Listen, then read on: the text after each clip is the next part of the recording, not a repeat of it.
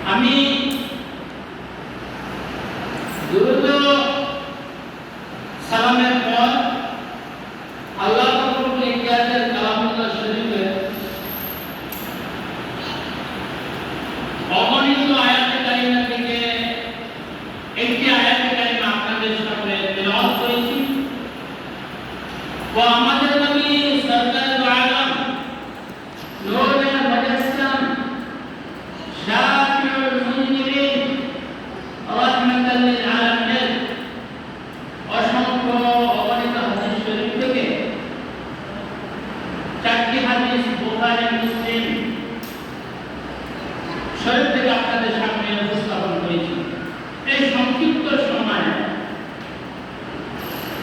আল্লাহ পাক রব্বুল ইজ্জত কোরআন হাদিসের আলোকে আমি অবশ্য সংক্ষিপ্ত আলোচনা করা এবং উহা শোনার মতো তৌফিক দান করুন সবাই বলে আমিন। যে আয়াতে কারিমা আমি আপনাদের সামনে তেলাওয়াত করেছি, আল্লাহ পাক রব্বুল ইজ্জত ওই আয়াতে কারিমার ভিতর ঘোষণা দিয়ে বলেন, ইয়া আইয়ুহাল্লাযীনা আমানু লা তাকুলু আমওয়ালাকুম বাইনাকুম বিল বাতিল ইল্লা আন তাকুনা তিজারাতান আন তাওয়াদিন মিনকুম ওয়া লা তাকতুলু আনফুসাকুম ইন্নাল্লাহা কানা বিকুম রাহিমা। আল্লাহ রাব্বুল ইজ্জত আমাদেরকে উদ্দেশ্য করে বলেন, হে ঈমানদারগণ, কি বলেন? হে ঈমানদারগণ, তোমরা কি করো? অপরের হক নষ্ট করো না, অপরের সম্পদ নষ্ট করো না, এমনকি তোমরা আত্মসাৎ করিও না। অপরের সম্পদ নষ্ট এবং আত্মসাৎ করিও না।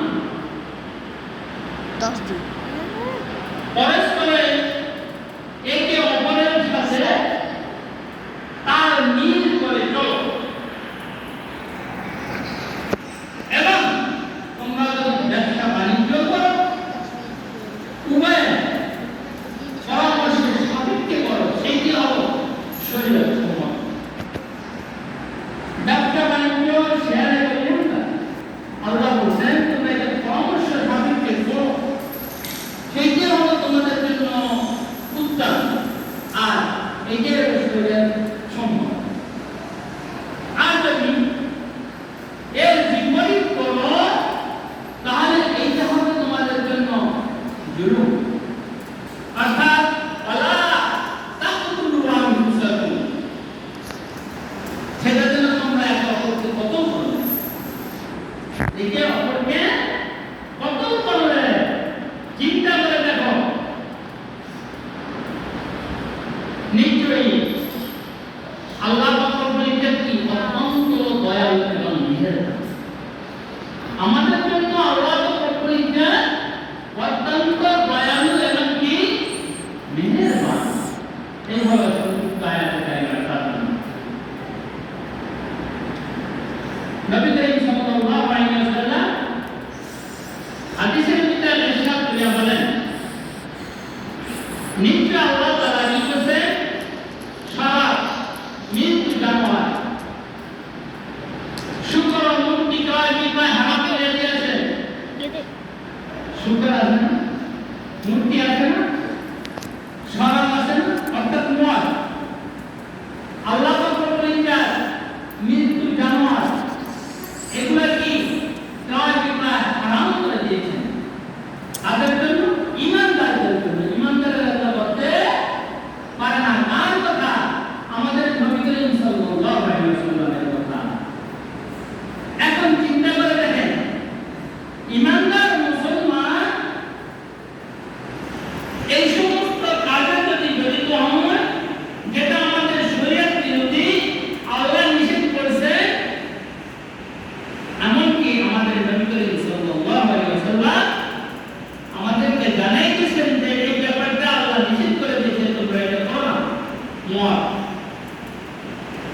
আচ্ছা মদ কি শরীয়তের ভিতর বিক্রয় করা কি জায়েজ আছে? আছে? কে নিষেধ করছে? আল্লাহ। কে করছে? আল্লাহ। এমনকি মাতাল অবস্থাতে আল্লাহ ঘরে আসাও তো আল্লাহ নিষেধ করে দিয়েছেন। মাতাল অবস্থায় কেউ মদ পান করছে, ওই অবস্থাতে যদি আল্লাহর মর্জিটা আসে তাহলে তাকে আরো মর্জিতে নিয়ে করে দেওয়া হবে। এবার চিন্তা করে দেখি, এই যে হারাম বস্তু যেগুলো আছে ওগুলো যদি আমরা আমাদের মুসলমানের দ্বারা যদি এগুলা ক্রয় বিক্রয় হয় এবং পান করা হয়, চিন্তা করে দেখেন তাহলে আমরা কতটুকু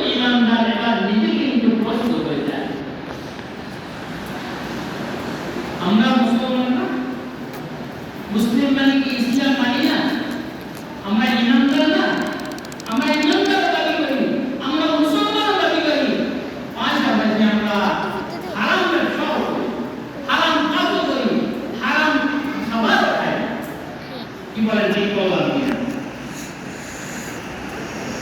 তাহলে আমার কথা না, আল্লাহর কথা, আল্লাহর রাসূলের কথা, যে হারামগুলো আমাদের থেকে বর্জন করতে হবে। হারামগুলো আমাদের থেকে কি করতে হবে? বর্জন করতে হবে। শরাব পানগুলো আমাদের থেকে বর্জন করতে হবে, অর্থাৎ মদ পান করা। মৃত্যু জানালের দুষ্ট বর্জন করতে হবে। মূর্তি কাজগুলো থেকে ইমানদার মুসলমান বর্জন থাকবে।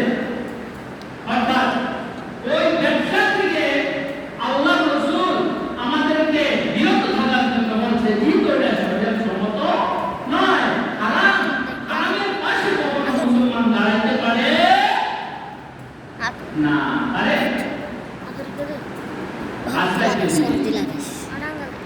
ইচ্ছা করলে ইচ্ছা মিটাবেন হবে। আপনি ইচ্ছা করবেন হারাম ব্যবসা করবেন, হারাম খাবেন, আপনাকে কি একটু অন্তরে আঘাত করে না যে আল্লাহ রাসূল তো মানা করছে, আল্লাহ মানা করছে? তাহলে আমরা এটা স্বীকার করি, আমাদের অন্তরে আঘাত লাগার কথা না? কিরে ভাই, দেখবেন আমাদের সমাজে এই মদ নিয়ে, মদ পান করা নিয়ে হয়তো আমরা দেখি না, জানি না, অনেক গুণ আছে। এই মদ পান করে মাতাল হয়ে যায়, এরকমের সমাজের ভিতরে অনেক জন আছে। তারা কি শুধু মদ পানি করে না, তার মদ বিক্রয় করে। এগুলো তো আল্লাহ ইজাদের গায়ে করা নিষেধ যে তোমরা এই সমস্ত কাজে জড়িত হবে না। এগুলো তোমাদের যদি জড়িত থাকো, এগুলো তোমাদের কাজ থেকে বর্জন। আমরা কি তা করি? আমাদের সমাজে আমরা এমনিভাবে বসবাস করতেছি, এমন কিছু লোক আছে যারা বললে কথাটা কার্যকর হবে। সামাজিক সরকার, মেম্বার, চেয়ারম্যান, এরকমের সামাজিক দায়িত্বকাদের কাছে আছে, যারা এই সমস্ত কাজ করে, হারাম ব্যবসা করে, হারাম খায়, তারা জানে। তারা যদি বলে কাজটা হয়তো বা কার্যকারী হবে, কিন্তু তারাও তো চুপচাপ রয়েছে। তারা তো কি চুপচাপ রয়েছে? তারা দেখেও দেখে না, শুনেও শুনে না, তারা তাদেরকে কিছু বলে না। এই জন্য আল্লাহ রাসূলের হাদিসের ভিতরে বলেন, وقال عليه الصلاة والسلام التجار يحشر يوم القيامة فجارا إلا من اتقى وبر وصدق। অর্থাৎ যারা হারাম খাওয়া এবং হারাম ব্যবসা করার সুযোগ দেয়, তাদের অন্তরে কি আল্লাহর ভয় নাই? তারা কি আল্লাহকে একটু ডরায় না? কিরে, তার তো শক্তি ছিল, সে একজন সামাজিক সরকার, তার তো মোটামুটি ভাবে তাহলে সরকার কিন্তু বানানো হয়েছে, তার মোটামুটি এলাকার দায়িত্ব আছে। দায়িত্ব যখন আছে তাকে তো ওই হিসেবে ব্যবহার করতে হবে, সেটা একটু শক্তিশালী। তাহলে আপনার সমাজে আপনি মেম্বার, আপনার সমাজে আপনি চেয়ারম্যান, আপনার সমাজে এই ধরনের কাজগুলো হইতেছে, আর আপনি দেখেও দেখতেছেন না। আর কিয়ামতের দিন আল্লাহ পাক বলতে চান, ওই মদ খাওয়ার থেকে যে খাইছে আর যে মদের ব্যবসা করবে, তার থেকে আপনাকে আগে পছন্দ করবে আল্লাহ বুঝিয়ে না। যে আপনি এখানে বাধা দেননি, কত অসত্যতে চলে গেছিল, কত সব পথ ছেড়ে দিয়েছিল, এটা তো আপনি পারতেন ইচ্ছা করলে বাধা দিতে, কিন্তু আপনি তাও তো বাধা দেন নাই। তার কারণ কি? আপনাকে দেওয়া হবে একটুও বাঁচতে পারবেন না, আপনাকে এমন ভাবে জানবে ওই বাধার সাথে সাথে আপনি ওখানে কি নিস্তে নাবুদ হয়ে যাবে, অর্থাৎ আপনার অস্তিত্ব থাকবে না। প্রত্যেকের মুক্তি কি যাবেন, হ্যাঁ রাজনীতি আপনার কাছে কোনো দল না। তাহলে আপনার উপর ব্যস্ত আছে না? হারাম কাজ থেকে বিরত রাখা আমাদের সবাই, যেহেতু আমরা মুসলমান, যেহেতু আমাদের ঈমান আল্লাহ পাকের ইজ্জতের উপর, তাহলে এই হারাম কাজ আমাদের চোখের সামনে যারা করে, তাদেরকে আমাদের বাধা দেওয়া একবার না 100 বার উচিত। আর যে করে সে তো অবুঝ হয়ে গেছে, সে তো অবুঝ হয়ে গেছে, অর্থাৎ আখিরাতের ব্যাপারে সে অবুঝ হয়ে গেছে, দুনিয়ার খাওয়া খুশি হয়ে গেছে। আমরা যদি তাদেরকে সুন্দর করে বুঝাইতে না পারি, তাদেরকে আমাদের কি করতে হবে? বাধা হয়ে যেতে হবে। বাধা দেওয়ার শক্তি সামর্থ্য নাই, আপনি কি করবেন? তখন অন্তরে হলো তাকে দিবেন। আর যাদের শক্তি সামর্থ্য আছে তারা বাধা না দিয়ে আল্লাহ নিজেদের কাছে কি জবাব দিতে পারবে? এই ব্যাপারে আরেকটা হাদিস দেখেন, আমাদের নবী করিম সাল্লাল্লাহু আলাইহি ওয়াসাল্লাম বলেন, وقال عليه الصلاة والسلام من باع كرما من نفسه عليه لم يزل في نقد الله إن الله كان عليكم رقيبا। তোমরা কি করবে? এই যে হারামের ব্যাপারে কথা বললে না, যত রকমের তোমার সমাজের ভিতর হারাম কাজ ত্রুটি বিচ্ছিন্ন এগুলো ঘটে গেল, তোমার মুখ চুপ রইল, কিন্তু তোমার শক্তি সামর্থ্য থাকা সত্ত্বেও তুমি কি করলে না? বাধা দিলে না। আহা, আফসোসের ব্যাপার। আল্লাহ রাসূল বলেন, তার উপর আল্লাহ রাসূল নিজেই লানত দেয়, বলেন নাউযুবিল্লাহ। তার উপর কি করে? আল্লাহ রাসূল নিজেই লানত দেয়। তার উপর যে বাধার শক্তি সামর্থ্য থাকা সত্ত্বেও বাধা দেয় না, আল্লাহ রাসূল বলতেছে তার উপর লানত, পরবর্তীতে যারা হারাম কাজ করে তাদের উপর লানত, বলেন নাউযুবিল্লাহ। কি হবে দুনিয়াতে? মান ওয়াসা বালাইহি, আপনি কি কিছু বোঝেন না?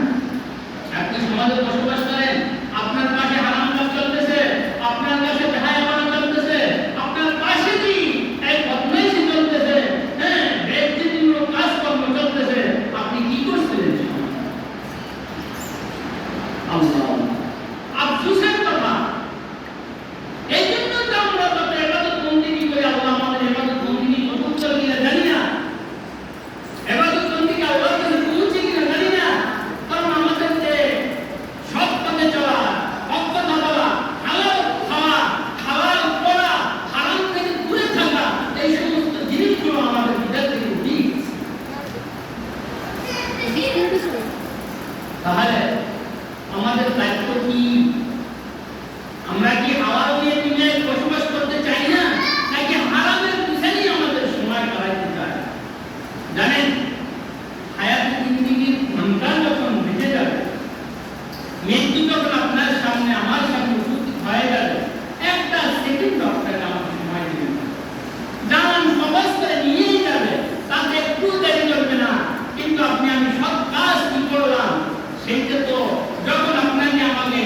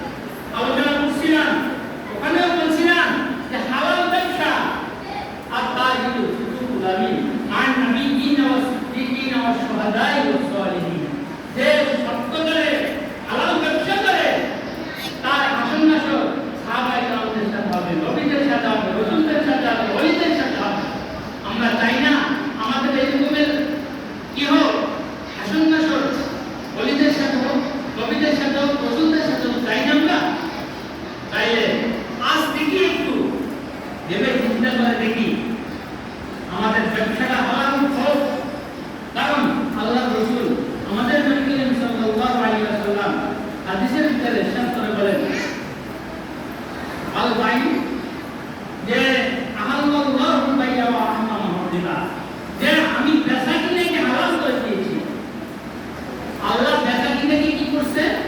হালাল করে দিয়েছে। সুদ, ঘুষ এগুলাকে হারাম করে দিয়েছে। এখন বেচা কিনা হালাল, সুদ ঘুষ হারাম। তার ঘোষণা, আল্লাহর ঘোষণা, আল্লাহর রাসূল ঘোষণা নিয়ে আমাদেরকে জানাইলেন যে বেচা কিনা আল্লাহ হালাল করে দিয়েছেন, সুদ ঘুষকে হারাম করে দিয়েছেন। এই রকমের যত অসৎ পথ আছে, অসৎ পথকে আল্লাহ হারাম করে দিয়েছেন। এমনি আপনি ব্যবসা করেন, তাহলে হালাল কোথায় করেন? কারণ ব্যবসা করা, ব্যবসাটা কি হালাল, তাহলে হালাল কোনটা অর্জন করেন। আর আপনি যদি হালাল পথ বাদ দিয়ে আপনার অনেক অনেক পথ আছে, যেমন আপনি ইচ্ছা করলে আপনি কর্মকর্তা আপনাকে 5 লাখ টাকা ঘুষ দিয়ে আপনার কাছ থেকে কাজটা নিতে চায়, আপনি ওই 5 লাখ টাকা ঘুষ অন্তত বাকি 1 লাখ টাকা পাইনি, রেজাল্টটা 5 লাখ ঘুষ দিব, ওখানে 1 লাখ ঘুষ পাইনি। 5 লাখ আর 1 লাখের ঘুষ খাওয়ার ভিতরে গুণার ভিতরে কি তফাৎ আছে? 1 টাকার ভিতরে আর আটানা ঘুষ খাওয়ার ভিতরে কি গুণার ভিতরে তফাৎ আছে? গুণ তো একই। 1 টাকা খান, 1 পয়সা খান, তাও তো ঘুষ, তাও তো কি ঘুষ। জানেন আল্লাহ রাসূলের হাদিস, আমরা চলার পথে বুট বিক্রি করতাম, বুট বিক্রি করে, বাদাম বিক্রি করতাম, বাদাম বিক্রি করে। আমরা হাঁটার পথে বাদাম কিনি না, একটা বাদাম হাতে নিয়ে খাই চাইলাম যে বাদাম আসলে স্বাদ আছে কিনা। এটা বিক্রি করতে আদেশ নাই আমাকে খাওয়ার জন্য, কিন্তু আমি হাতে নিয়ে খেয়ে ফেললাম, তারপর বললাম আপনি আমাকে 10 টাকা বাদাম দেন। এটাও তো শরীয়তের দাবি নয়, এটাও তো শরীয়তের জায়েজ নয়, এটা আল্লাহ রাসূল আদেশ দেন। আপনি ক্রয় করেন আগে, তারপর বাদামের একটা চেষ্টা। আপনার ক্রয় করা জিনিস থেকে একটা খান, বাধা নাই, কিন্তু আপনি ক্রয় করলেন না, আপনি আগে তার ওখান থেকে পরীক্ষা করে নিলেন, এটা তো শরীয়ত সম্মত নয়, এটাও তো আল্লাহ রাসূল নিষেধ করেছেন। কারণ ওই বাদাম বিক্রেতার মনে যদি কষ্ট যায়, বাদাম বিক্রেতার মনে যদি কষ্ট যায়, তাও কিয়ামতে আপনি আর পাবো না, অর্থাৎ আমার জন্য আপনার জন্য জান্নাত হবে। ওই ওর মনের কষ্টের কারণে আমাকে শাস্তি পাইতেই হবে, আমাকে জাহান্নামে যেতে হবে। এই জন্য ভাই হালাল উপার্জন করবো, হালাল খানা খাবো, সুদ ঘুষ থেকে দূরে থাকবো। আল্লাহ পাক রব্বুল ইজ্জাত ইমানদার হিসেবে মুমিনের যে বৈশিষ্ট্য, আমাদের ভিতরে ওই বৈশিষ্ট্যগুলো আল্লাহ ঠিক করে দিয়েছেন। আমরা ওই বৈশিষ্ট্যটা, অর্থাৎ ইমানদারের বৈশিষ্ট্যটা আমাদের ভিতরে বজায় রাখতে হবে। যদি তা বজায় নাই রাখি, আল্লাহ পাক রব্বুল ইজ্জাতের ইন্না জাহান্নামা খালিদিনা ফিহা উলাইকা হুম শাররুল বারিয়া, তোমাকে আমাকে জাহান্নামে পাঠাবে, আর ওই জাহান্নামের ভিতরে থাকতে হবে, আর ওখানে দেখি শক্ত আযাব যে অবস্থা হবে তা বলা বাহুল্য। কারণ আপনারা জানেন আল্লাহ রাসূল মেরাজে গেছিলেন, মেরাজের ভিতরে জাহান্নামের শাস্তি থেকে আল্লাহ রাসূল সিজদায় পড়ে গেছিল, ক্রন্দনরত অবস্থাতে সিজদা, অর্থাৎ সিজদায় পড়ে ক্রন্দন করতেছিলেন। তখন জিবরাইল আমিন এসে জিজ্ঞাসা করলেন, ইয়া রাসূলুল্লাহ সাল্লাল্লাহু আলাইহি ওয়াসাল্লাম, আপনার কি সমস্যা? বলেছেন আমার কোনো সমস্যা নাই, এই যে জাহান্নামের যে অবস্থা, এটা আমার সহ্য হয় নাই, আমি সিজদা করে আল্লাহর কাছে কান্না করতেছি যে আল্লাহ পাক রব্বুল ইজ্জাত যেন এই শাস্তি আমাকে আমার উম্মতদেরকে নাজাত দিন। সুবহানাল্লাহ। চিন্তা করছেন? তাহলে আমরা হালাল পথে অর্জন করা, দেখেন হালাল পথে অর্জন করতেছি, তার ভিতরে আবার হারাম হয়ে যাচ্ছে, আমরা টের পাই না। হালাল পথে অর্জন করতেছি, তার ভিতরে আবার হারাম হয়ে যাচ্ছে, আমরা টের পাই না। বলে কিভাবে? দেখেন বিক্রয় করনেওয়ালা একটা জিনিস আমি নিব, ধরেন না উদাহরণস্বরূপ একটা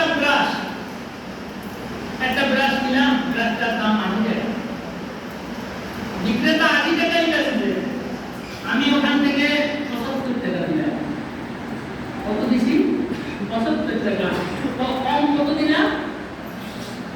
আপনারা কি আমার কথা ভালো টাকা 5 টাকা কম দিছি, তাই না?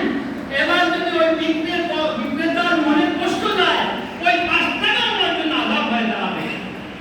ওই 5 টাকা আমাকে থাকিয়ে দিলে কি ইচ্ছাই না, অনিচ্ছায়, অর্থাৎ আপনার বন্ধুত্বের থাকিয়ে, অর্থাৎ আপনার সাথে ব্যবহার থাকিয়ে, অর্থাৎ আপনার সাথে আমার সাথে লেনদেন আছে সেই থাকিয়ে দিয়ে দেয়, মাইনাস করে, দেখা গেছে তার এটা দিতে 5 টাকাই লাভ ছিল, লাভটা হলো না। তার মানে তার মধ্যে একটা কষ্ট গেল, যদি প্রকাশ করে না। এই অন্তর কষ্ট যাওয়াটাই তো, ইচ্ছায় না দেওয়াটাই তো আমাদের জন্য হালাল মনে করি আমরা, হারামে পরিণত হয়ে যায়। কথা বুঝতে পারছি? আমরা মনে করছি হারাম, কিন্তু ওই ভাইটা আমার কাছ থেকে 5 টাকা কম রাখছে, আসলে তো ভাই 3 বার বলার পরে 5 টাকা আমি কম দিছি, উচিত না।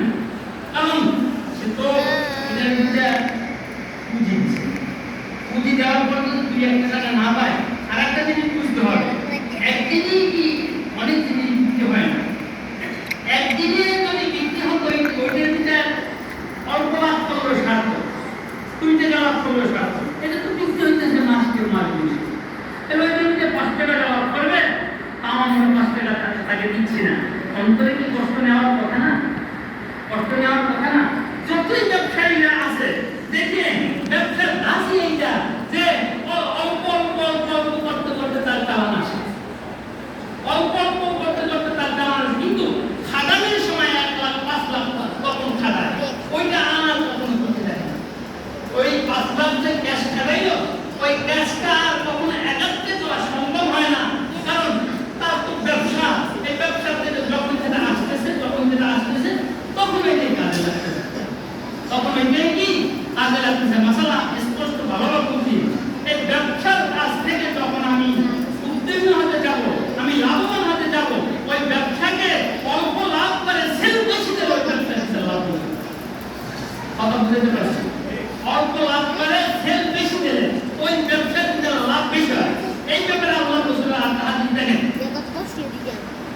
قال رسول الله صلى الله عليه وسلم الراجي والمرتجي والراجي يعني الذي يمشي يمنع الله صلى الله عليه وسلم যেই অল্প অল্প লাভ করে ব্যবসা যদি হাতে নাড়াই না চাইলে দেয়, ওই ব্যবসার ভিতরে লাভ বেশি হয়।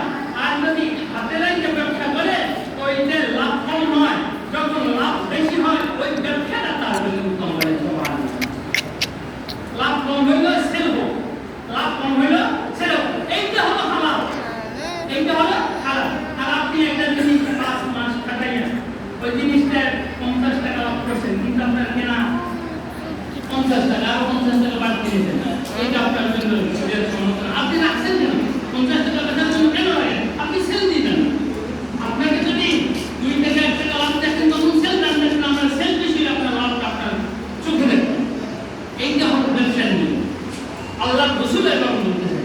যাই হোক, মোট কথা হলো আমরা হালাল রুজির জন্য, হালাল রিজিকের জন্য এই রকমের যত পথ আছে, এই পথগুলো ব্যবসা আল্লাহ রাসূলের আদেশ, আল্লাহর আদেশ। যে ব্যবসা বাণিজ্যের সাথে দুনিয়ার কিছু হতে পারে না। হ্যাঁ, তবে হালাল পন্থায় হলে আর আসল নাসল নবীদের সাথে, ওলিদের সাথে, সাহাবাদের সাথে, হ্যাঁ, তার রসুলদের সাথে। তাহলে আমরা হালাল করবো তো, হালাল যত রকমের পানি, যত পন্থায় কষ্ট হলেও হালাল কি করবো, হারামের কাছেও যাব না। মদ কি করি আমি, বেচা কিনে তো হালাল, কিন্তু মদ বিক্রি করাও কি হালাল? আমি খাই না, আমি খাই না, আমি তো খাই না, আমি বিক্রি করি। মদ খাওয়া না হারাম। আপনারা তো বলেন না যে মদ বেচা হারাম। কিরে ভাই, কথা বুঝতে পারছি? মদ বিক্রি করা যে হারাম সেটা বলা হয় না, কিন্তু আল্লাহ কোরআনে ঘোষণা দিয়েছেন কি মদ কি করা, খাওয়া হারাম, মদ খাওয়া হারাম, কিন্তু এই কথা বলা হয় না যে মদ বিক্রি করা হারাম। আপনারা যে কথা বলেন নাই, এবার মুসিবত না? আচ্ছা, যে জিনিসটা যদি খাওয়া হারাম হয়, ওই জিনিসটা আপনি বুঝলেন যে ওই জিনিসটা বিক্রি করা হারাম। যে জিনিসটা আমার জন্য খাওয়া হারাম হবে, ওই জিনিসটা আমার জন্য বিক্রি করা হালাল, এটা কিভাবে বুঝবেন? এটা তো মানতেকের কথা, মানতেক বুঝতে হবে, মানতেক বুঝতে হবে। আল্লাহ নিষেধ করছে খাওয়ার জন্য, কিন্তু বিক্রি করার জন্য কি বলছে? বিক্রি করার জন্য নিষেধ করছে। এই জিনিসটা আমাদের বুঝে আসে না। একজনকে জিজ্ঞাসা করলাম, ভাই এই সমস্ত কাজ করেন যে? ভাই আমি খাই না, ভাই আমি খাই না। এবার